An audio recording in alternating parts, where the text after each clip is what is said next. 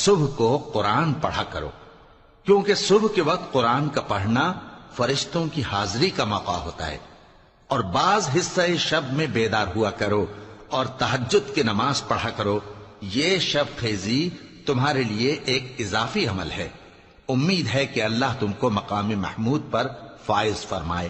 اور کہو کہ اے پروردگار، مجھے مدینے میں اچھی طرح داخل کیجو اور مکے سے اچھی طرح نکالیو، اور اپنے ہاں سے زور و قوت کو میرا مددگار بنائیو، اور کہہ دو کہ حق آ گیا اور باطل نابود ہو گیا، بے شک باطل نابود ہونے والا ہے۔ اور ہم قرآن میں وہ چیز نازل کرتے ہیں جو مومنوں کے لیے شفا اور رحمت ہے، اور ظالموں کے حق میں تو اس سے نقصان ہی بڑھتا ہے۔ اور جب ہم انسان کو نعمت بخشتے ہیں تو روح گرداں ہو جاتا ہے اور پہلو پھیر لیتا ہے، اور جب اسے سختی پہنچتی ہے تو نا امید ہو جاتا ہے۔